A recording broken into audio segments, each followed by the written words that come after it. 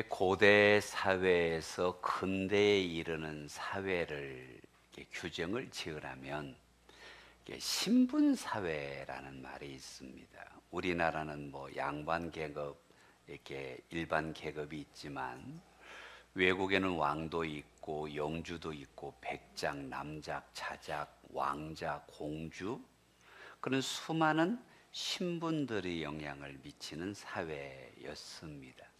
그런데 이 현대 사회는 조금 달라졌지요.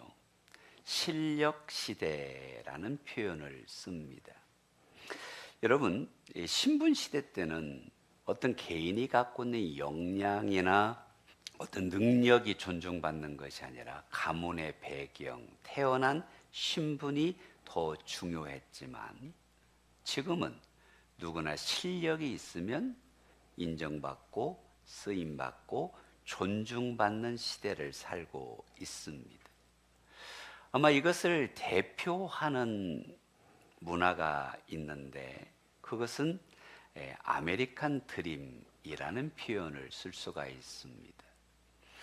여러분, 유럽의 전통적인 사회 신분 시대에 살던 그들이 아메리칸 드림을 꿈꾸며 신대륙으로 건너왔지요. 거기에서는 어떤 신분의 제약도 받지 않고 자기가 노력한 만큼 애쓴 만큼 결과를 이루며 존중받는 사회를 이루는 것이 아메리칸 드림입니다. 근데 이것은 어떻게 보면 청교도의 신앙 유산에서 일어난 일로 보여집니다. 왜냐하면 예수님 안에는 차별이 없고 예수님 안에는 모든 사람이 귀하고 예수님 안에는 모든 영혼이 천하보다 귀한 줄로 믿습니다. 여러분, 우리가 구원받는 것은 신분이나 계급이나 그 무엇이 아닌 십자가의 사랑, 예수님의 보혈의 능력을 믿는 모든 사람에게 주어지는 은혜가 구원입니다.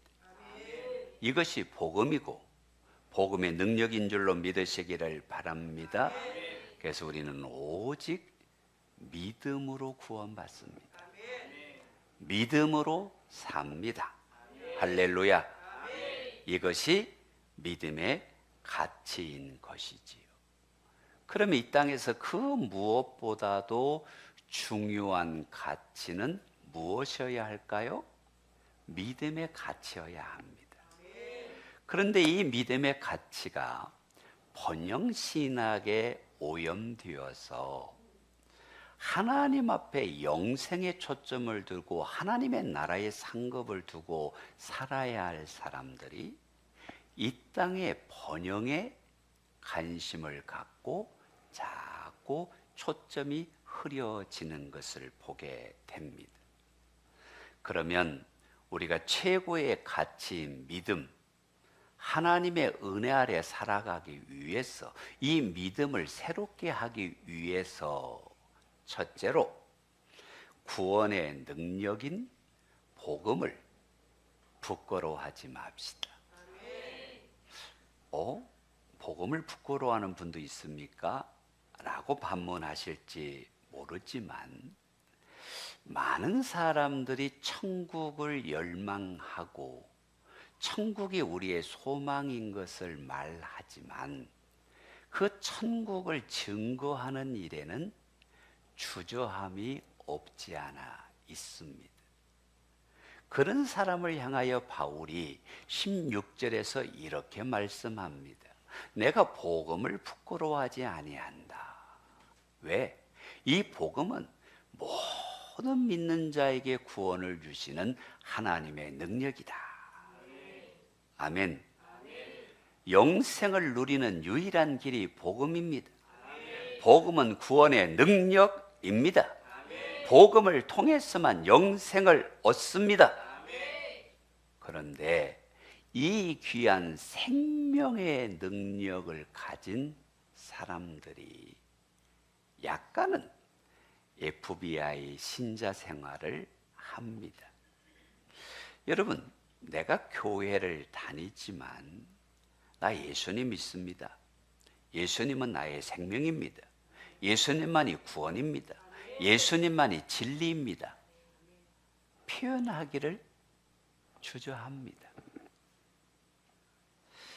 어떻게 보면 조금 다른 각도에서 보면 예수님은 안 믿으면 벌 받을 것 같고, 예수님 열심히 믿으려니 번거롭고, 은혜의 강가에 들어가지도 못하고, 그렇다고 물가에서 빠져나오지도 못하고 엉거주춤 신앙생활하는 신자들도 많이 있습니다. 이런 성도들이 많아지는 사회가 되다 보니까 여러분, 한국 교회가 어느 순간인가 영적인 영향력이 약해져 갑니다.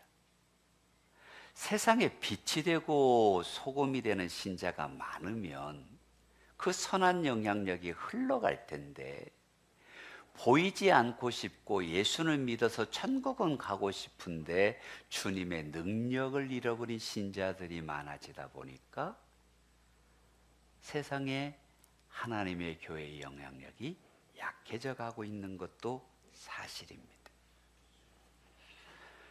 이 성경이 쓰여진 로마는 강력한 나라입니다. 팍스 로마라고 불렸습니다.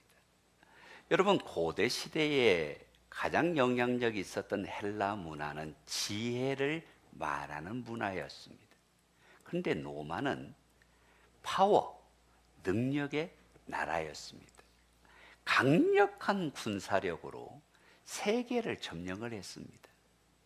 가는 곳마다 로마로 향하는 길을 만들어서 세계에서 로마로 향하여 가는 길이 300여 개가 있었다고 합니다. 모든 길은 로마로 통한다.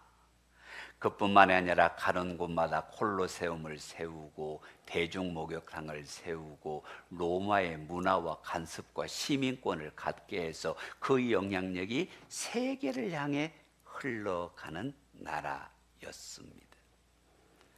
그런데 이 힘을 자랑하는 로마 시민들의 삶이 어떠했느냐? 대단할 것 같지 않습니까? 도덕적이고 문화적이고 지혜롭고 그럴 것 같은데, 그 당시의 문화를 보여주는 사도 바울의 기록을 보면, 여러분, 오늘 본문 26절부터입니다. 우리 함께 교독해 보려고 하는데요.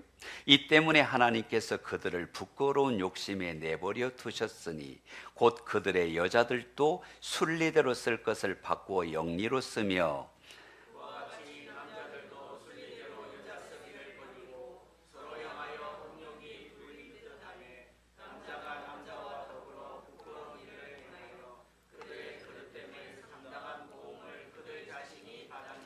또한 그들이 마음에 하나님 두기를 싫어하며 하나님께서 그들을 그 상실한 마음대로 내버려 두사 합당하지 못한 일을 하게 하셨으니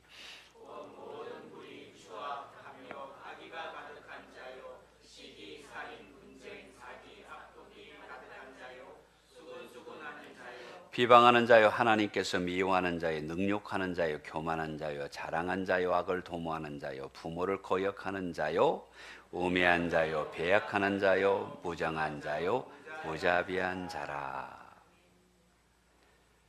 강력한 능력을, 팍스 로마를 이야기하는 그 시대의 로마는 성적으로 문란해서 동성애가 판을 치고 모략과 시기와 중상모략이 넘치는 무자비한 사회다라고 말을 하고 있습니다. 무슨 말입니까? 먹고 살만해요. 풍요로워요. 그것이 도덕적 선한 삶을 가져오는 게 아니라 방탕을 가져왔다라는 것입니다. 문란을 가져왔다라는 것입니다. 여러분, 우리가 잘 먹고 잘 살면 사회가 선해질 것처럼 생각을 하지만 먹고 살기에 급할 때는 도덕이 살아있습니다. 그런데 먹고 살만 하면 쾌락을 찾습니다. 마약을 찾습니다. 그것이 사람들이 살아가는 모습의 일편입니다. 그러니까 어떤 능력도 인간을 변화시키지 못하고 도덕을 몰라서 경제가 약해서가 아니라 오히려 풍요로워지면 인간은 타락해 간다. 그것이 노아 시대의 모습이었죠. 이 능력이 있으나 타락해가는 노마를 향하여 사도 바울이 일갈합니다. 능력은 복음이다. 로마를 구원할 수 있는 능력은 군사력이 아니라, 경제력이 아니라, 철학이 아니라, 목욕탕 문화가 아니라 복음이 구원한다. 여러분, 이것이 우리가 볼 때는 대단한 고백이지만 그 당시에 변방의 한 선지자가 말한 이 복음의 능력은 정말 별게 아닐 수 있는 외침이었습니다. 그런데 사도 바울은 확신합니다.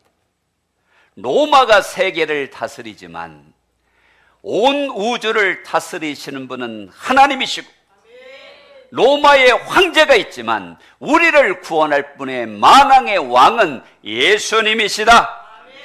복음은 능력이다. 왜요? 자신이 변화했거든. 로마의 시민권을 가졌던 자신이지만 예수님을 만나니 생각이 달라지고 가치가 달라지고 삶이 달라지고, 자신을 위하여 살던 자가 주님을 위하여 이방인의 사도로 바뀐 줄로 믿으십니까? 그의 영혼에 안식이 찾아왔고 평화가 찾아왔고 승리의 기쁨이 있는, 죄를 이기는 승리자의 삶을 산 변화의 능력, 복음이다. 여러분, 예수님을 만난 모든 사람이 이렇게 변화되고 있습니다. 우리들이 그 증거입니다. 복음은 능력입니다. 그래서 공식을 하나 만든다면 같이 한번 해봅시다. 복음은 구원이며 구원은 곧 하나님의 능력이다. 할렐루야. 복음은 구원입니다. 이 구원은 하나님의 능력입니다. 모든 믿는 자에게 구원을 주시는 능력, 복음입니다. 이 복음을 받아들이면 지옥 가지 않습니다. 사탄에 매이지 않습니다. 만왕의 왕이신 하나님의 자녀가 됩니다. 천국 백성이 됩니다. 복음의 능력은 사람을 변화시키고 구원하고 천국을 누리게 하는 것입니다. 오직 믿음으로 이 구원을 우리가 받습니다. 그래서 우리는 복음의 증인이 되어야 합니다. 부끄러워하면 안 됩니다. 복음만이 세상을 변화시키는 능력이 되는 것입니다. 한 글을 보니까 태양이 발산하는 에너지가 아주 강력한데요, 1초 동안 태양이 발산하는 에너지를 축적, 모을 수 있다면 이 지구상에 있는 인류가 100년간을 쓸 수 있는 에너지랍니다. 태양이 발산하는 에너지를 1초만 모을 수 있다면 우리가 100년을 쓸 수 있다는 거예요. 여기에서 얻는 은혜가 있습니다. 골고다 언덕 위에서 흘리신 예수님의 그 피만이, 그 피의 능력만이 과거와 현재와 모든 인류의 죄를 사하고 구원할 능력입니다. 십자가의 보혈로, 예수님의 피로 우리는 구원받았습니다. 이것이 믿음입니다. 그래서 우리는 믿음으로 삽니다. 십자가는 자랑입니다. 십자가는 감사이고 은혜이고 생명인 것입니다. 여러분, 믿음을 부끄러워하는 태도를 오히려 부끄러워해야 합니다. 믿는 것이 부끄러운 것이 아니라 믿지 못하는 것이 부끄러운 것이고, 믿지 못하면 멸망하는 것입니다. 내가 지식이 없다고 부끄러워할 것이 아니라 하나님을 모르는 것을 오히려 부끄러워해야 합니다. 내가 직장에서 10년, 20년 직장 생활했는데 승진하지 못하는 것을 부끄러워하지 말고, 내가 예수님 믿고 10년 되고 20년 됐는데 믿음이 깊어지지 않는 것을 부끄러워해야죠. 믿음으로 생각하고 믿음으로 살지 못하는 것을 오히려 부끄러워해야죠. 우리 인생의 최고 가치는 믿음에서 나옵니다. 왜요? 하나님을 떠나서는 살 수 없어요. 근데 사람들이 돈으로 살려고 합니다. 지식으로 살려고 합니다. 감정으로 살려고 합니다. 자기 고집으로 살려고 합니다. 여러분, 우리는 믿음으로 삽니다. 이렇게 믿음으로 사는 사람들은 똑같은 고난을 당하는데 신기합니다. 주님이 도와주시니 광야에 길이 납니다. 그렇지요. 사막에 강이 생깁니다. 그게 믿음입니다. 여러분, 하나님의 말씀을 믿고 순종하면 놀라운 하나님의 은혜와 복과 능력을 경험하여 여호와 로의 하나님이 푸른 초장 쉴만한 물가로 인도하십니다. 아멘. 눈에 보이지 않지만 하나님을 의지하면, 하나님을 붙들면, 하나님과 함께하면, 믿음으로 살면 열립니다. 도와주십니다. 인도하십니다. 그래서 우리는 주님 안에 사는 것입니다.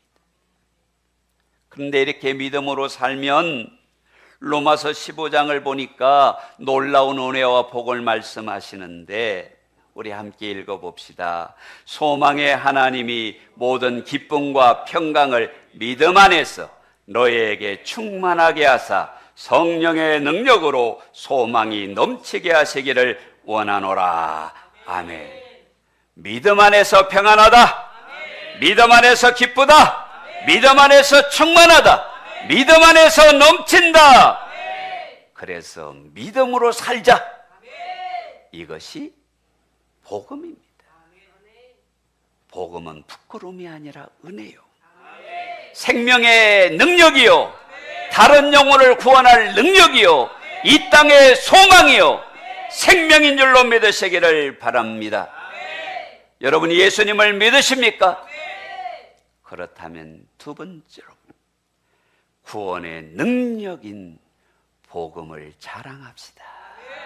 복음을 자랑합시다. 여러분, 17절을 보세요. 복음에는 하나님의 의가 나타나서 믿음으로 믿음에 이르게 하나니 기록된 바 오직 의는 믿음으로 말미암아 살리라. 영혼 구원은 믿음입니다. 믿음만이 영혼 구원입니다. 여러분, 복음이 무엇입니까? 예수 그리스도입니다. 예수 그리스도가 나를 위해 십자가에 죽으셨고 부활하셔서 나의 구주가 되셨다라는 것이 복음입니다. 근데 이 예수님을 믿으면 죄사함 받고 하나님의 자녀가 되고 지옥이 아니라 천국에 가고 죄와 형벌이 아니라 은혜와 평강을 누리는 것이 복음입니다. 그런데 주님께서 분명하게 말씀하십니다. 내가 곧 길이요 진리요 생명이니 나로 말미암지 않고는 아버지께로 올 자가 없다. 예수님만이 길이에요. 예수님만이 생명입니다. 여러분, 수많은 길이 있는데 그 중에 하나가 예수가 아니라 예수님만이 길이고 예수님을 통해서만이 저주에서 생명으로, 지옥에서 천국으로, 영생으로 옮겨주는 줄 믿으시면 아멘. 주님이 선언합니다. 나는 유일한 길이다, 유일한 진리다, 유일한 생명이다. 유일하다면, 귀하다면, 생명이라면 증거해야죠. 그것이 자랑입니다.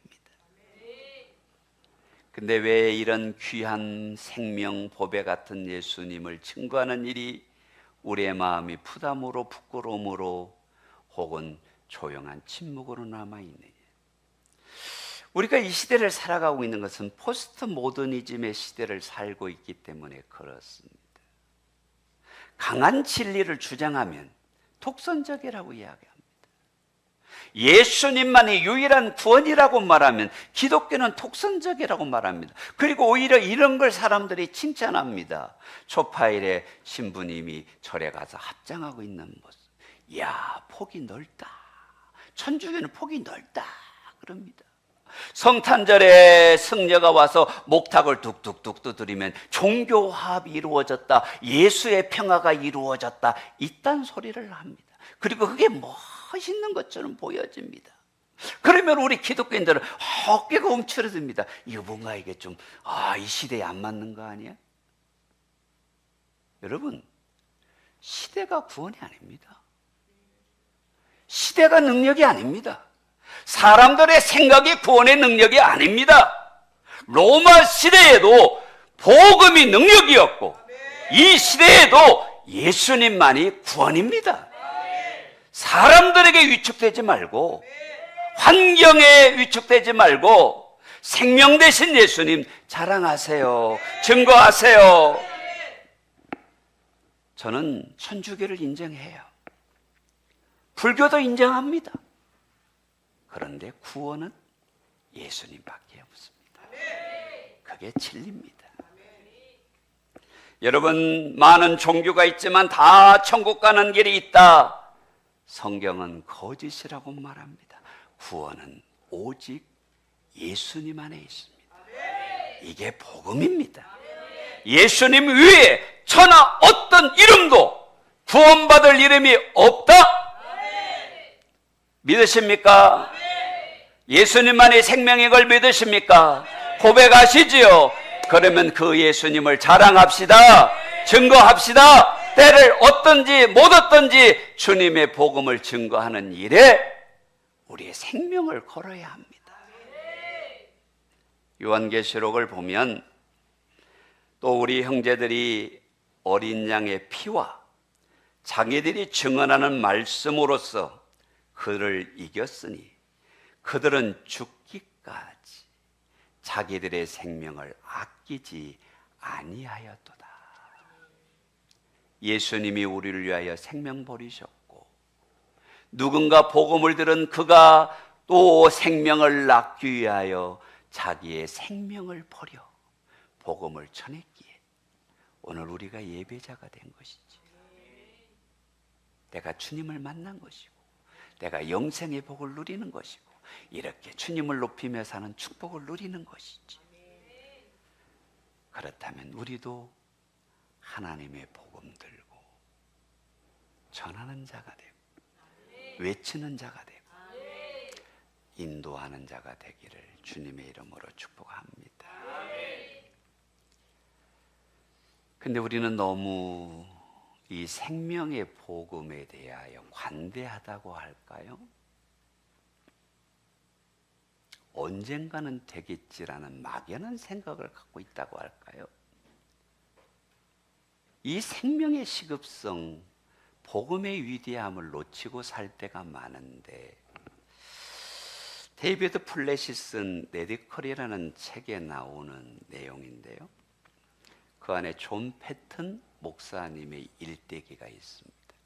이분이 스코틀랜드에서 젊어서부터 목회자로서 믿음의 큰 부흥을 이루었는데 성령님께서 자꾸 한 섬에 대한 선교의 마음을 주시는 거예요. 선교 좋지요. 근데 문제는 그 섬 이름이 뉴 헤브리스티스 군도라는 곳인데 거기는 식인종이 있어요. 20년 전에 파송된 선교사님 두 분이 식인종에게 순교한 섬이에요. 근데 성령님께서 자꾸 이곳의 영혼들이 생각나게 하시고 그들을 위해 기도하게 하시고 근데 거기 가면 100% 죽어. 여러분 같으면 어떻게 하시겠어요? 많은 사람들이 자기의 생명을 아끼지 아니하고 복음을 증거했다라고 계시록에서 말씀을 하고 있는데 이 목사님을 사랑하는 한 노인이 목사님을 붙들고 그러는 거예요. 목사님 다 좋은데 가면 죽습니다. 죽는 걸 알면서도 가실 겁니까? 목사님 잡아먹힐 겁니다.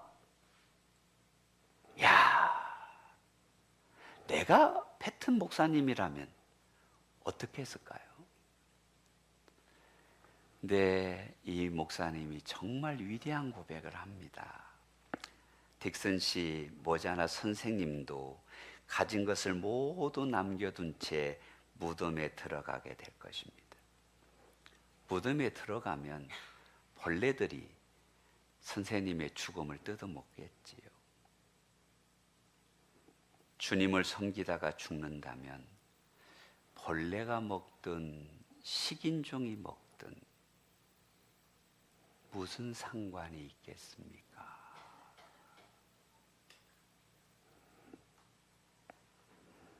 저는 믿습니다. 마지막 때가 되면 저도 예수님처럼 깨끗한 몸으로 부활하게 될 것입니다. 여러분, 우리는 언젠가 죽어요.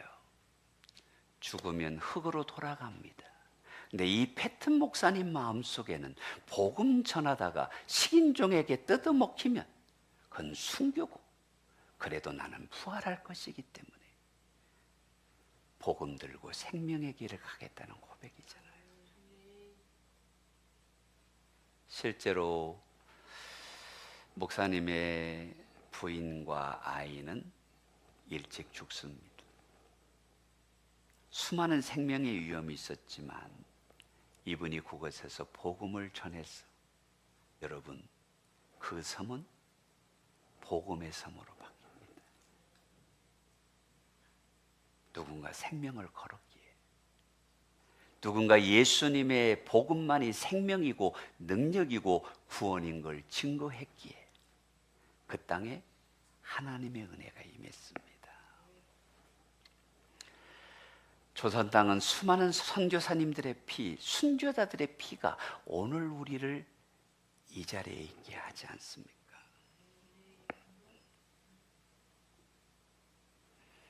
세상의 가치로는 이해할 수 없지만 예수 생명만이 구원이고 예수님의 생명만이 영생이라면 이 복음으로 내 가족을, 내 부모를, 내 형제를 하나님 앞에 인도할 수 있는 우리가 되기를 소망합니다. 내가 받은 은혜와 복에만 만족하지 마시고 내가 증거해야 될 그 영혼에게 나아가서 예수님 만나게 하고 예수님 누리게 하고 그 은혜와 복을 누리게 하는 저와 여러분이 되기를 주님의 이름으로 축복합니다.